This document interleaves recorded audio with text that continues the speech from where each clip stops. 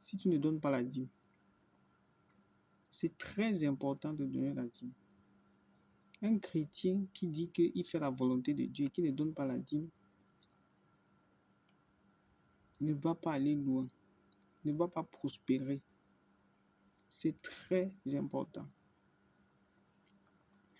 Nous allons lire un extrait de texte. Il veut que tu écoutes attentivement. Il est possible que tu connaisses déjà ce texte. Toi qui es chrétien, qui vas à l'église, qui dit que tu fais la volonté de Dieu, s'il y a des choses dans ta vie qui ne marchent pas, sur le plan financier, reviens à ce texte. Lis de manière posée. Lis entre les lignes et essaie de comprendre ligne par ligne. Parce que le secret est dedans. Moi qui te parle aujourd'hui, en appliquant ce que le texte dit, j'ai obtenu de réels changements. Et ce n'est pas des paroles en l'air, c'est la vérité. C'est la vérité. C'est-à-dire que quand tu commences à donner la dîme et que tu ne donnes pas n'importe quoi, il y a un changement direct. Il y a un changement direct. Lisons ensemble. Lorsque nous lisons dans Malachie chapitre 3,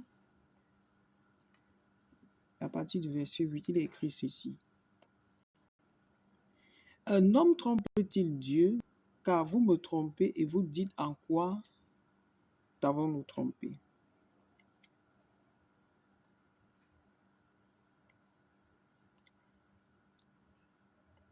Dans les dîmes et les offrandes, vous êtes frappés par la malédiction et vous me trompez. La nation tout entière apportez à la maison du trésor toutes les dîmes, apportez à la maison du trésor toutes les dîmes afin qu'il y ait de la nourriture dans ma maison. Mettez-moi de la sorte à l'épreuve, dit l'Éternel des armées, et vous verrez si je n'ouvre pas pour vous les écluses des cieux, si je ne répands pas sur vous la bénédiction en abondance. Pour vous, je menacerai celui qui dévore, et il ne vous détruira pas les fruits de la terre, et la vigne ne sera pas stérile dans vos campagnes, dit l'Éternel des armées. Toutes les nations vous diront heureux, car vous serez un pays de délices, dit l'Éternel des armées. Amen. Revenons dans le verset 8. Un homme trompe-t-il Dieu?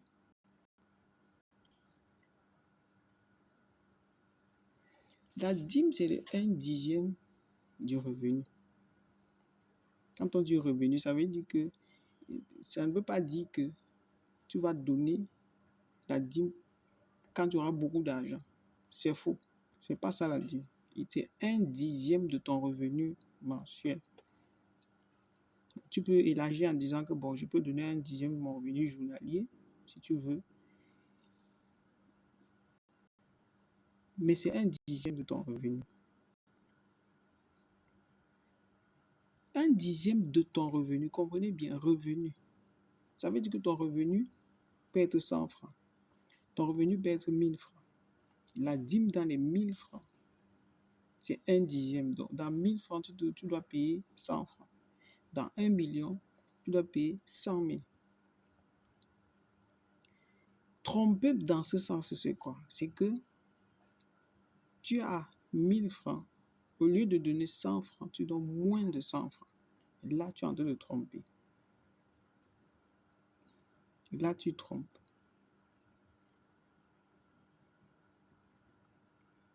Tu es en train de tromper Dieu quand tu dis que tu donnes ta dîme et tu n'auras pas de retour. Parce que quand on dit c'est 1/10, si on te dit par exemple que l'impôt qu'il faut payer, c'est 50 000, et quand tu payes, tu as un reçu, tu peux payer moins de 50 000.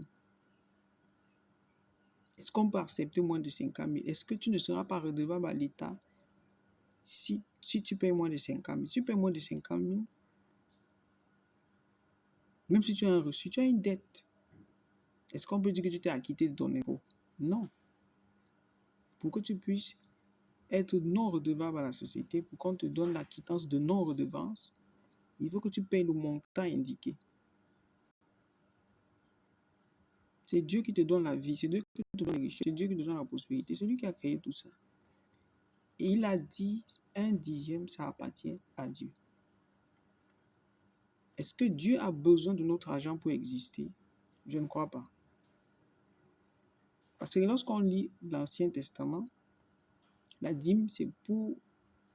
Lisons par exemple le verset 10. Il dit, apportez à la maison du trésor toutes vos dîmes. La dîme rectificative. Beaucoup pensent que la dîme, ça appartient à un pasteur. Et même beaucoup de pasteurs perdent les gens en voulant que la dîme les révèle. Ça entre dans leur bouche. Non, la dîme n'appartient pas à un pasteur. La dîme n'appartient pas à un serviteur de Dieu. La dîme, c'est pour la maison du trésor. La dîme, c'est pour la banque qui permet de faire fonctionner l'église. C'est cet argent-là qu'on donne, couplé aux offrandes, qui fait fonctionner l'église. Qui font fonctionner l'église. Donc, quand toi, tu ne donnes pas la dîme, là, tu crois que qu'est-ce qui fait fonctionner l'église? C'est Dieu qui va descendre du ciel, qui va pouvoir financièrement pour pouvoir entretenir l'église.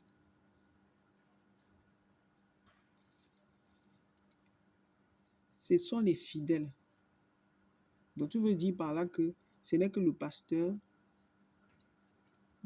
qui va payer toutes les charges de l'église seul.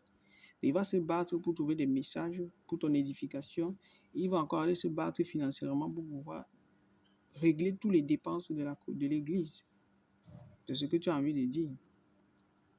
Donc, tu vas me dire qu'il y a un agent qui va tomber du ciel, qui va te permettre de payer les charges de l'église ou t'occuper de toutes les charges de l'église. Dieu a institué que la dîme est dans la maison du trésor et cet argent est utilisé pour pouvoir supporter les charges, pour faire fonctionner la maison de Dieu. Et ce n'est pas pour un homme, c'est pour la banque de l'église, la maison du trésor. Donc, il faut comprendre. Donc, tu ne dois pas tromper Dieu. Quand on dit c'est 1/10, tu dois donner 1/10. Maintenant, il y a un autre truc, il y a une autre chose qu'il faut comprendre, c'est que pour être sûr qu'il y a un retour sur ta dîme, ne donne pas la dîme banalement. Si tu es par exemple un salarié, dès que tu touches ton argent, dès que tu commences à toucher,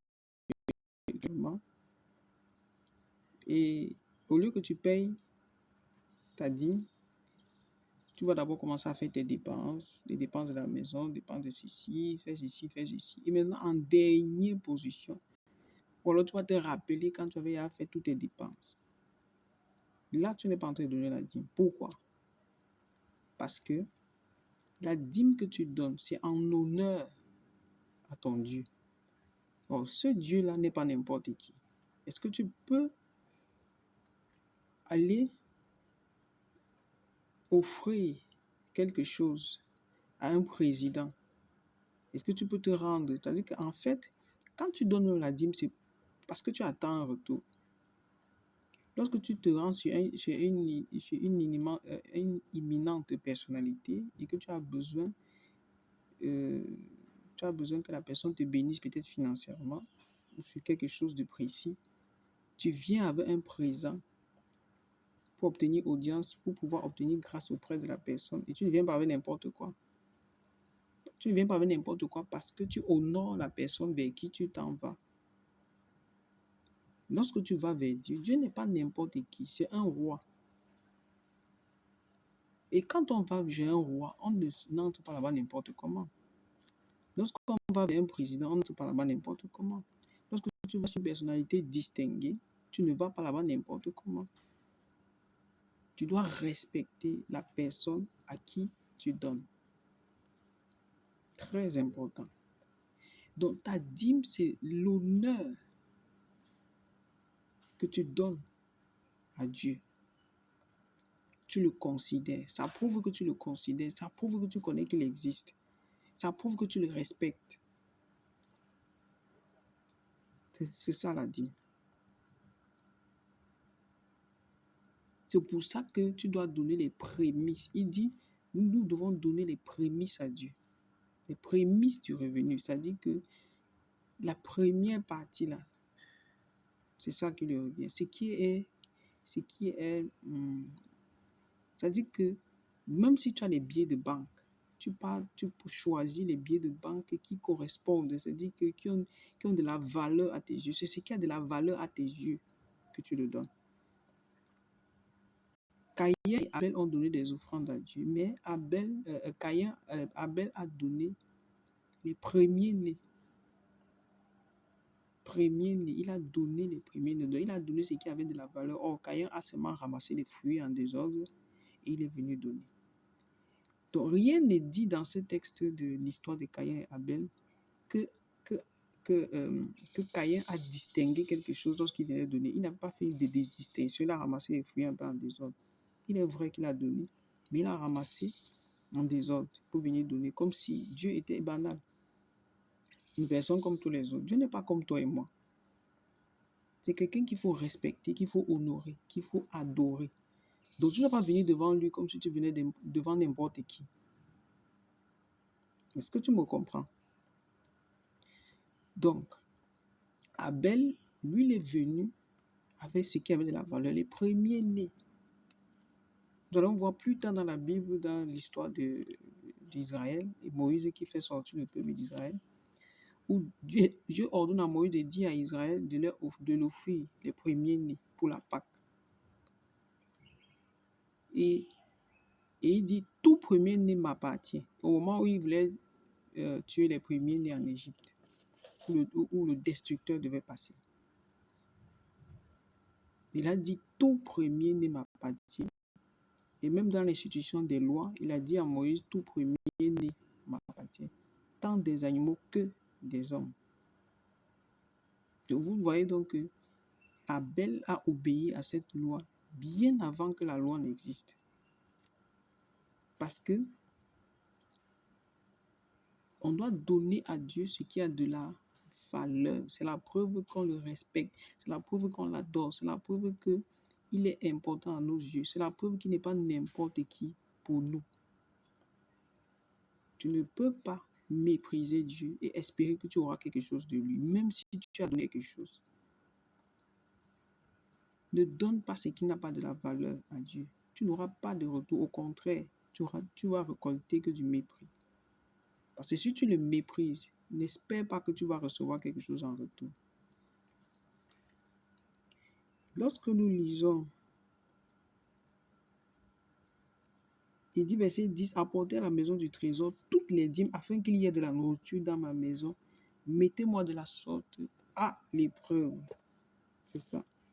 Mettez-moi de la sorte à l'épreuve, dit l'Éternel des armées, et vous verrez si je n'ouvre pas pour vous les écluses des cieux, si je ne répands pas sur vous la bénédiction en abondance pour vous, je menacerai celui qui dévore, et il ne vous détruira pas les fruits de la terre.